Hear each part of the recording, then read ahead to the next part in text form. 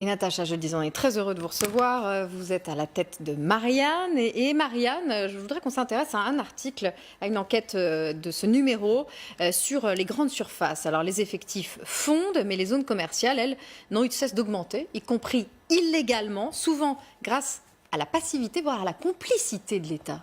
Exactement, de l'État et des collectivités locales.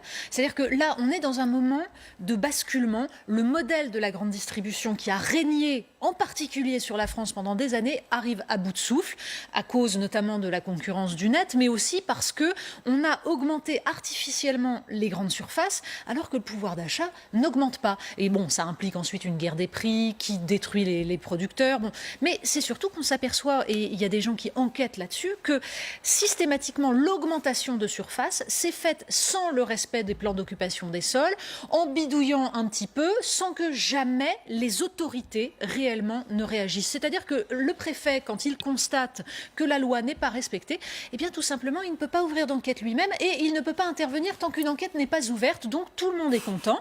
Les grandes surfaces s'étendent. On bétonne en France l'équivalent d'un terrain de foot toutes les 5 minutes. Non, mais si, en 15 ans, ça fait l'équivalent du département de l'Hérault. Vous imaginez le délire sur les meilleures terres, sur des terres arables. Et tout ça pour un modèle économique qui ne fonctionne pas et qui, en plus, là aujourd'hui, va déboucher sur une boucherie sociale parce qu'il va y avoir des licenciements. Ce sont les salariés qui vont payer, alors que les quelques familles qui possèdent la grande distribution sont parmi les plus riches de France. Mais Natacha, est-ce qu'on ne peut pas se poser la question, justement, faire ses courses au supermarché? Est-ce que ce n'est pas cet ancien monde, parler à une caissière, aujourd'hui c'est le métier qui existe de moins en moins, mettre ses courses dans un sac en plastique, on est d'accord que maintenant c'est la chose à ne plus se faire, et par exemple, c'est qu'on va dire, mais la disparition d'un produit comme les BN, parce que les gens n'en achètent plus, justement, est-ce que ça prouve pas la manière, on a une autre conscience aujourd'hui dans notre façon de consommer, c'est un peu l'ancien monde, le supermarché. Alors, qu'il y ait une évolution dans la volonté de la part des consommateurs d'aller vers des produits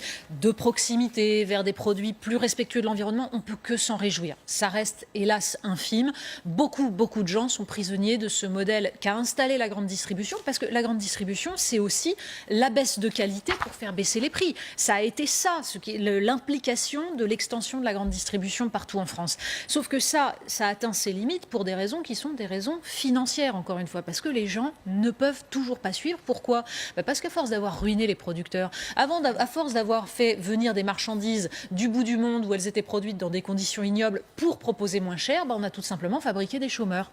Et là, maintenant, la suite, ce sont les grandes surfaces sans caissière, les grandes surfaces sans personne. Vous croiserez plus personne, ça fera encore plus de chômeurs, donc encore plus de pouvoir d'achat réduit. Donc il faudra encore baisser les prix. Mais encore plus de rentabilité. C'est pour ça que c'est pas la crise de la grande distribution, mais c'est la crise qui est induite par le modèle de grande distribution. Exactement. Parce que la grande distribution, elle n'est pas en crise quand on regarde. Et tout ça, ça coûte de l'argent parce que selon les comptes de l'association en toute franchise, 36 hypermarchés, supermarchés de ces marques, des marques Leclerc, Carrefour, Auchan et bien d'autres, répartis dans toute la France, ont bénéficié, vous le disiez tout à l'heure, des mensuétudes de l'État. La facture totale, elle est incroyable.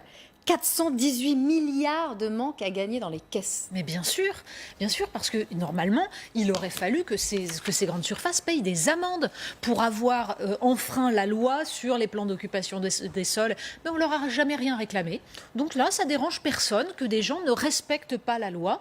Donc il serait temps que l'État prenne la mesure de tout cela. Mais vous savez, il y a sur le plateau de LCI souvent un député macroniste, Patrick Vignal, qui est souvent invité, dont le combat est la revivification des centres-villes. Oui. Il s'est battu pour que son propre parti, La République En Marche, vote sur 2018 un moratoire sur l'extension des grandes surfaces. Il n'a pas réussi. Pourquoi? Parce que Bercy a dit que c'était contraire à la liberté de commerce. Mais enfreindre la loi, c'est pas contraire à la liberté de commerce? C'est l'inverse du modèle libéral, surtout. Mais évidemment, les monopoles, c'est le contraire du libéralisme. C'est à lire dans Marianne cette semaine. Maintenant, nous allons parler